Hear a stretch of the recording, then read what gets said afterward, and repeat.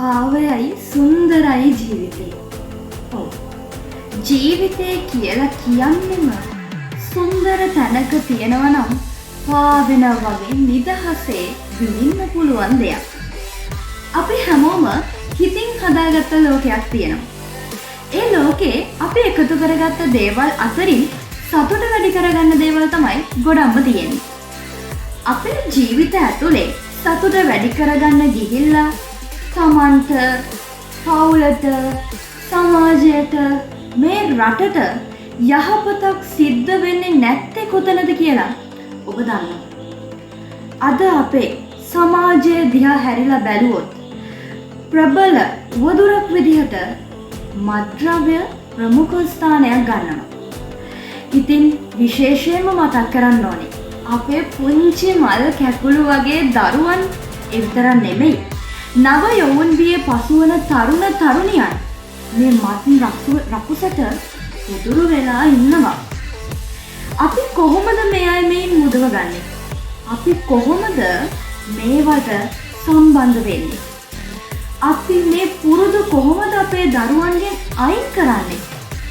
ඒ වගේම අනාගතය බාර ගන්න ඉන්න අපේම දරුවන් වෙනුවෙන් අපි මැදිහත් වෙන්නයි මේ සූදානම. මත්ද්‍රව්‍ය කියලා කියන්නෙම රටක සංවර්ධනය අඩාල කරන ප්‍රධාන සාධකයක්. ඇයි මම එහෙම කියන්නේ? මොකද දන්නවද? මේ රටක ශ්‍රම බලකාය නියෝජනය කරන යෞවන තරුණ තරුණියන් මේ මත්ද්‍රව්‍ය උවදුරට ඇබ්බැහි වුණොත් රටේ සංවර්ධනයට මොකද වෙන්නේ කියන කාරණාව නම් අපිට අමතක කරන්න බෑ. ඒ හින්දම තමයි අපේ රටේ විතරක් නෙමෙයි විවිධ රටවල පවා විවිධ නීති රීති අනපනත් සකසලා තියෙන්නේ. ඔබ හිතනවද මේ සඳහා මේ නීති රීති අනපනත් ප්‍රමාණවත් වෙයි කියලා? ඇත්තටම කිව්වොත් එහෙමත් නැත්තම් ජනතාවගේ මේ සඳහා තියෙන දැනුවත්භාවය අඩු මට්ටමක පවතිනවද?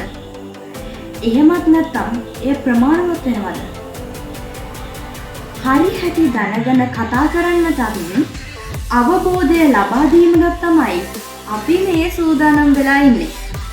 රජය මගින් හඳුන්වා දීලා තියෙන නවතම ක්‍රියාවලිය පිළිබඳව දැනුවත් කරන්න මත්ද්‍රව්‍ය නිවාරණ සංගමේ ඉහළ පෙළේ නිලධාරීන් කිහිප දෙනෙක් අද අපිත් එක්ක සම්බන්ධ වෙලා ඉන්නවා. අයිබෝවන් ඔබ සියලු දෙනාටම ඉතාමත් ආදරයෙන් පිළිගන්නවා අපේ මැදිරිය වෙතට.